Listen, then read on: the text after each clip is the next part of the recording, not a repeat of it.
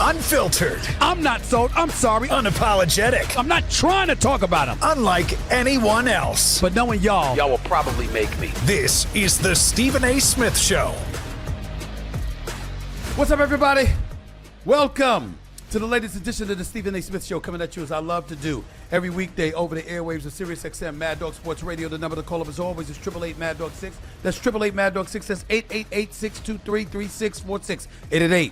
888-623-3646. And if you want to leave a voicemail message because you don't feel like waiting on the line to talk to me directly, feel free to go to SiriusXM.com/straight shooter. That's SiriusXM.com/straight shooter. There's a lot of stuff to get into. Obviously, there's some news in baseball involving the Philadelphia Phillies and, of course, the New York Mets. Make no mistake, I'll be getting into that as the show progresses today. Of course, there's still some fallout over Notre Dame being left out of the college football playoffs. The more this story goes on, the more disgusted I become because I don't see what the big deal is. As far as I'm concerned, they did it to themselves. But before we get into any of that, it's necessary to get in what transpired on Monday Night Football just last night in Los Angeles, California, at SoFi Stadium. The Los Angeles Chargers ended up beating the Philadelphia Eagles 22-19 in overtime. Jalen Hurts has to be a story, but in fairness, I don't think he should be the lone story. I think we got to look at my man A.J. Brown, who I love, who I think is a stud. I think he's a man amongst boys. At least one of those interceptions was because he had alligator arms. Went over the middle. The ball was right in his hands. He heard footsteps, and he didn't extend. We know that. Go ahead and look at the videotape. That's what happened. Another time late, fourth quarter, that was a dime that Jalen Hurts dropped right in his hands. Deep pass down the left sideline, left corner of the end zone, right in his hands. I know his arm got pulled away, got tugged away at the last minute, but the bottom line is that, hey, say what you will.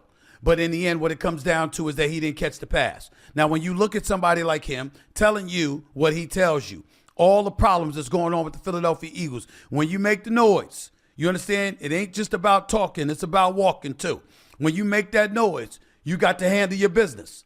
And that's not what happened with A.J. Brown last night. You can slice it any way you want to. Still had 6 receptions for 100 yards.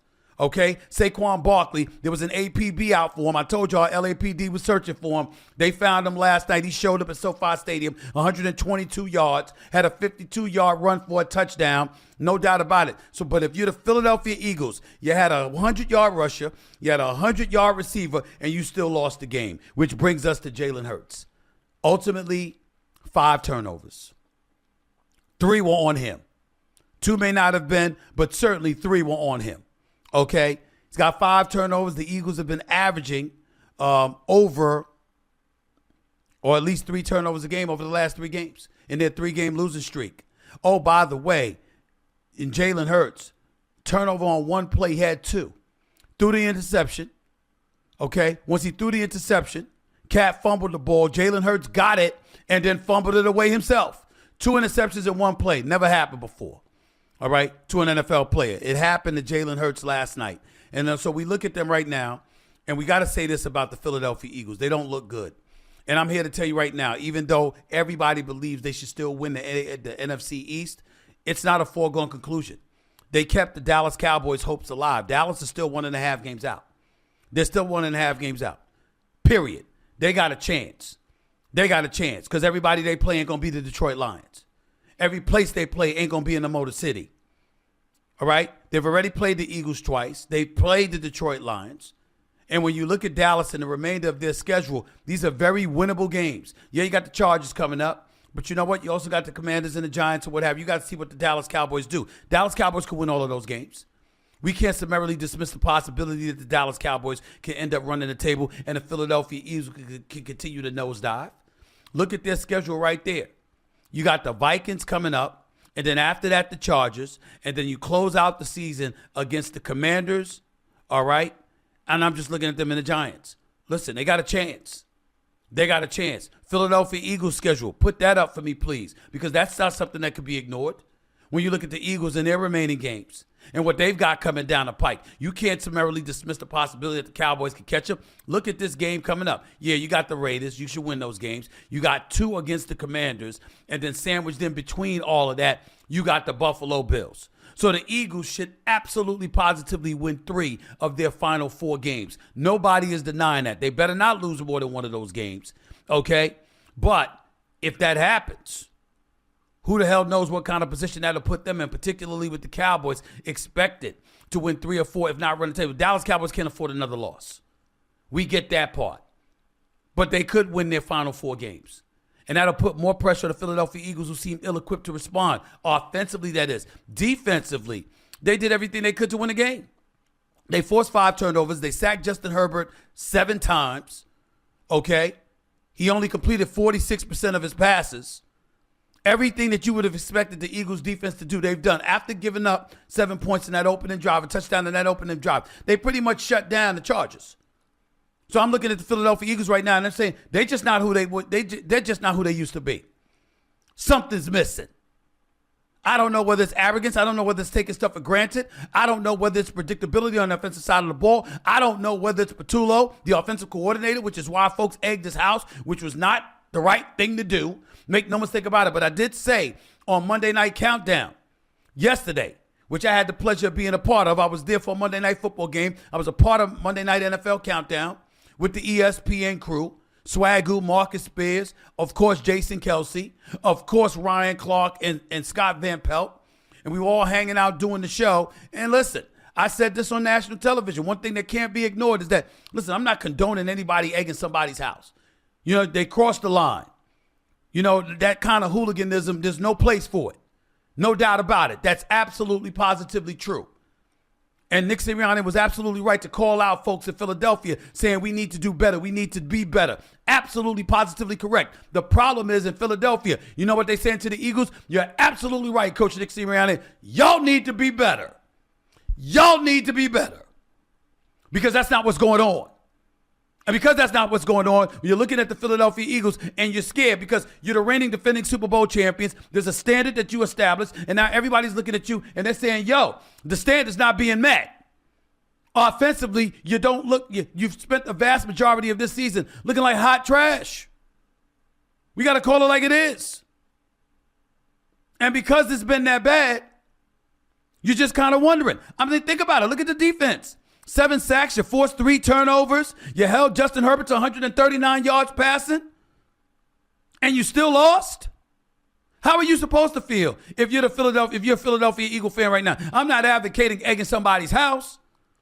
I'm certainly not advocating anything lawless or engaging in hooliganism. I'm not trying to do that, but I do feel their frustration. You're the reigning defending Super Bowl champions, and you're like, what the hell is going on? We can't seem to get anything right. Even when we got a 1,000-yard receiver, even when we got, 100-yard receiver last night, and a 100-yard running back last night, and that APB that was out for Saquon Barkley, you found him. Even when all of those things are going on, still we find a way to lose a game where our defense plays at that kind of elite level. 5 turnovers by the Philadelphia Eagles turned into a grand total of 6 points by the Los Angeles Chargers. And you still lost? How? You're just looking at this right now and you're saying, look, this is bad. And then I'm looking at Jalen Hurts. Season high 40 pass attempts. You only completed 53% of those passes. 5 turnovers, 4 interceptions, and a fumble. A season worst 31.2 passer rating. Also ran for only 8 yards on 4 attempts. Why is Jalen Hurts only rushing for 8 yards? Hell, Justin Herbert did that on 1 play. On the final drive of regulation to set up the field goal. When he ran for 9 yards. How is Jalen Hurts rushing for only 8 yards? By the way, not in NFL history, the first player to commit a turnover, 2 turnovers on 1 play since 1978. That's as far back as the research goes, according to the Elias Sports Bureau. But I'm just looking at it right now, and it's like I'm just at a loss. When you look at the teams and the way that they're playing right now, I think clearly in terms of a power ranking, the Rams are the number 1 team in the National Football League. a legitimate argument could be made the Packers are number 2 with the way Jordan Love is playing. Seattle is easily in the top 5 with their defense. It's just some question marks about Sam Darnold, who wins a lot, by the way, a lot more than most people notice. Just doesn't do it during the playoffs. Of course, the Patriots are in there. We can't summarily dismiss them. And one could argue that the Broncos need to be in the top 5, or another could argue that the Texans need to be in the top 5. I think the Texans have a very legitimate shot at representing the AFC in the Super Bowl. I believe in the Houston Texans because of that defense. I believe in DeMeco Ryans' defense. I believe in Hunter and Anderson hunting, coming at you the way them brothers can. Can C.J. Stroud with Nico Collins, do they have enough offensively to make that kind of noise? I'm not sure they do. But it's not like we're anticipating they're going to be going up against Patrick Mahomes now because we saw the Kansas City Chiefs fade. And now they got to win every game, and even if they do, they still might not be good enough. The Chargers are nothing to joke about because even with 2 offensive linemen down, they're still winning football games 9-4 in the season. Second place in the AFC West. And they've pretty much cemented that status. And Hampton is back. Marion Hampton out of the backfield, running for them. And Virgil and those boys was running the football effectively before he got back. So now you know your running game is stout. You got Justin Herbert to fling the football. Okay? You got McConkey and Allen and those boys to catch the football. You got Justin Herbert throwing the football. And you got a defense that's no joke. Somebody got to win the AFC North. It's likely going to be the Pittsburgh Steelers, who ain't going to win a playoff game in my estimation. I can't see them doing it. So we're talking about New England. We're talking about Jacksonville, unless the Texans catch them. We're talking about the Texans. We're talking about Denver and Los Angeles with Pittsburgh and Buffalo. Believe it or not, even though Buffalo looks worse than how they've looked over the previous couple of years or so, I think this is Buffalo's best chance to get to the Super Bowl because neither Baltimore or Kansas City is looking the way they were supposed to look and the way we anticipated they would look. So you got all of that going on. The real battle is in the NFC. And whether or not Philadelphia is going to hold on, whether or not they look good enough and can be good enough to knock off some of these teams, whether it's Detroit, it's Green Bay, could Chicago, who was in first place before their loss to Green Bay this Sunday, end up missing the playoffs with an 11-win season? Yes. You got Seattle and L.A. What's San Francisco going to do? Who's going to win the South? Is it going to be Tampa or Carolina? But none of whom are perceived as really being a threat because if you're Tampa, you don't have Godwin, you don't have Evans. Like Buka, if all 3 of them were healthy with Baker Mayfield, Tampa Bay would be a different beast, a different animal. But that doesn't explain how horrid their defense has been, especially under Todd Bowles, who's known for being an elite, stout defensive mind. There's a whole bunch of storylines going in the NFL, and we can talk about all of that right here on the Stephen A. Smith Show, Sirius XM Mad Dog Sports Radio, 888 Mad Dog 6, that's 888-623-3646. Let me transition to some baseball news because I don't mind talking baseball. To Duke and Campanella talking baseball. I don't mind sometimes. Sometimes for good reasons, sometimes for bad reasons. On a day like today, it's for both. First, let me give you the good news. I want to applaud the Philadelphia Phillies. Kyle Schwarber, their designated hitter, Mr. 56 home runs, reached the deal. Age 32, will be 33 when the season's playing next year. Kyle Schwarber reached an agreement with the Phillies, 5-year deal, $150 million, average of about $30 million a year. Ladies and gentlemen, he deserves every penny. He deserves every penny.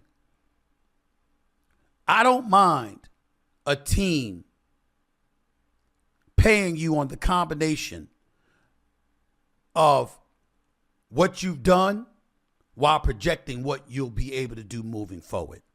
But I do think what you've done should hold slightly more weight than projections because when somebody goes out there and put in that work for you, you need to reward them. Now, you had a whole bunch of teams going after Kyle Schwarber, including the New York Mets, who I'll get into in just a second. But ultimately, everybody and their mama knew that Kyle Schwarber wanted to stay in Philadelphia with Bryce Harper and the crew. Everybody knew that, Real Muto and everybody. Everybody knew he wanted to be there. He wanted to stay there. That's where he wanted to stay. Let me say this about Kyle Schwarber. 56 home runs, 132 RBIs. Played all 162 games. Didn't miss a game. Yeah, I know he's not playing in the field as a designated hitter, but he didn't miss a game. And not only did he not miss a game, then he turned around, got walked 100 times. Not only did that happen, but also remember that for the last 4 years, the brother has hit a minimum of 38 home runs. And this past year is 56. What stopped him from being league MVP? What made him come in second in the voting instead of first? Shohei Ohtani, the modern day Babe Ruth. That's who. Now, we know nobody's Barry Bonds, the greatest hitter of all time. We know nobody's Barry Bonds. But in terms of a player, overall, their versatility and what they bring to the table, not just as a hitter, but in Shohei Ohtani's case, as a pitcher as well, he's the modern day Babe Ruth. That is what stopped. By the way, a modern day Babe Ruth that hit over 50 home runs himself, hit like 53 home runs. But the modern day Babe Ruth is the only thing that stopped Kyle Schwarber from being the league MVP. National League MVP. Let's get that out of the way. You're the Philadelphia Phillies. You did right because he could have got $40 million a year from the Mets. I got numerous sources in Major League Baseball. I'm not the aficionado there. You know, Doggy is Mad Dog Russo. You know, the great ones like Tim Kirkchin and Buster Olney and Jeff Passan and all of these guys. This is what they do for a living. You just have to understand that you're listening to your boy Stephen A., who's been in the business for 30 plus years. And I know all of these people, plus a ton of others. So because of that, it's not my expertise. I just know who the experts are and how to get to them. So this is what I've been told. You've got a situation where, and that doesn't even count the actual personnel for the teams that I know too. But the point is, I heard Kyle Schwarber could have got $40 million a year from the New York Mets. He wanted to stay in Philly. Now, you might say 5 years is a little bit too long because he's going to be 33 when the season begins next year and he's playing in the season. What's he going to do at age 37? What's he going to do at age 38? I understand that, but hell with all of that. It's about the here and now. And everybody got to get their money while they can. And what Kyle Schwarber did was say, I'm happy in Philadelphia. I'm settled in Philadelphia, and I'll take $30 million a year. It's more with the aggregate if I had gone to New York, but the bottom line is averaging $30 million a year, getting those years. More in aggregate in New York, in Philly, I'm sorry. But the point is that he's getting $150 million. Not 120 for 3 years, but 150 for 5. And that gives you more security. That's what he did. I think he deserved more, even as a designated hitter, because of what he brings to the table, not just as a hitter, not just as one in clutch situations, not just as somebody that hits the long ball, but also his leadership on that squad. Now, they haven't won a championship, and I get in recent memory, and I get that part. That's because the damn Dodgers are standing in their way. Which brings me to the New York Mets. You're David Stearns. You're Steve Cohen. What the hell is up with you? You don't lose an Edwin Diaz. Now, my sources tell me folks believe he's lost a little bit of velocity off of that fastball. And the data shows that slide ain't what you used to be. I get that part. I watched him a few times this year. Even with his ERA under 2, I still saw that drop-off from the previous year, too. I got it. But you're not just paying him for what he did. He's still capable. And Devon Williams, who you brought over for 3 years and $51 million, I don't know if him, along with others, going to be able to offset the loss of Diaz. But here's the biggest reason why. The reason why is because you don't lose Diaz when you know he can end up going to the Dodgers. At some point in time, if you're the New York Mets, are you going to stop being a fair-weather stepchild?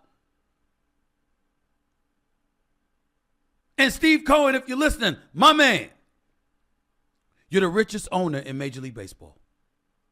You're worth over $23 billion.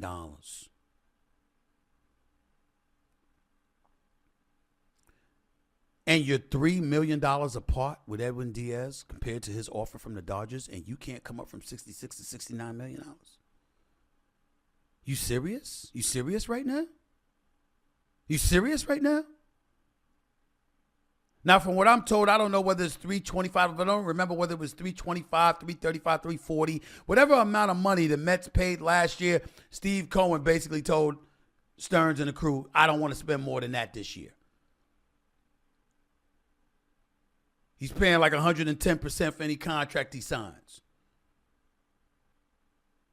because of taxes and things of that nature. So hypothetically, somebody like an Edwin Diaz is going to cost you about $46 to $48 million if you're giving him $23 million a year. It's going to cost you more than double that. I got that part. I'm going to go back, Steve Cohen, and tell you, you worth $23 billion. $23 billion. And the Mets haven't done anything. You missed the playoffs. After that great year you had last year that was so compelling, so interesting. When you beat Milwaukee, you ultimately fell in the Dodgers, and everybody was looking forward to the Mets being something this year. You're going to go out there, you don't get Schwarber, you lose Diaz? Really? You lose your closer, a guy considered one of the top 3 closers in the game? You serious? You serious? The only person associated with the Mets organization that should feel good about what happened with losing Diaz to the Dodgers, the reigning 2-time defending World Series champion Dodgers. The only person that should feel good about that is Pete Alonso, your first baseman. Because I'm here to tell you right now, you got to keep him. I don't give a damn if he's going to lose time at first base because we ain't told somebody else is what you're going to try there. I don't care about all of that. You cannot lose Pete Alonso after losing out on Schwarber and letting Edwin Diaz walk out the door. You better not. You can't do it. You can't do it. You got to get it done. Steve Cohen.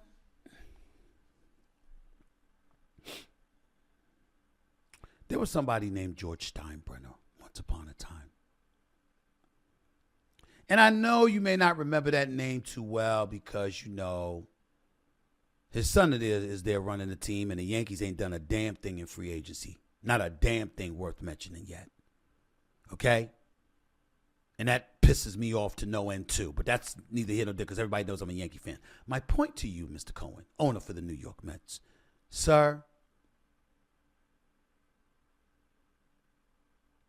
George Steinbrenner would not have allowed this to happen. See, when you come to New York and you're trying to knock off the Goliath, and you go out and you get somebody like Juan Soto, who's a gem for you, that ain't enough. Because this is baseball, and one man can't win it for you. You got to have a team. And Juan Soto left New York to come for you because he thought yours was going to be the culture of winning.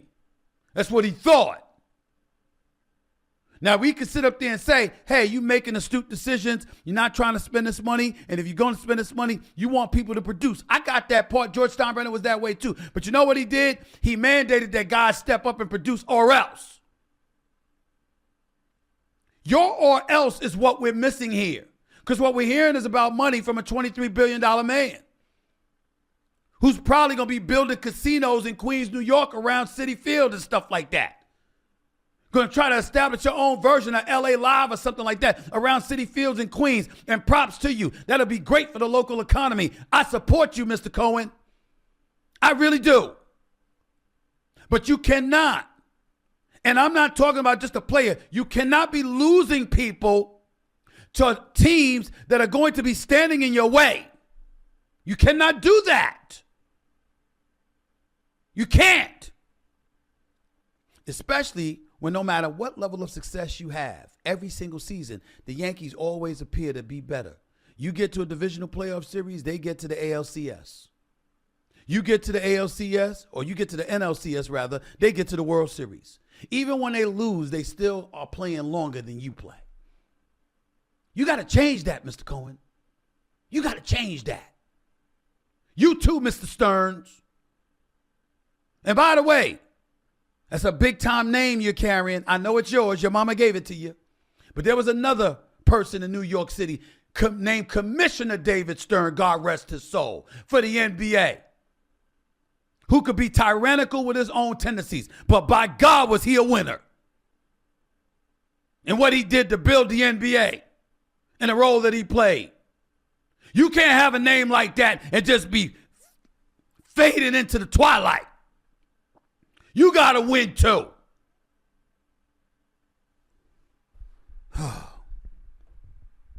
Sometimes these people drive me crazy, y'all.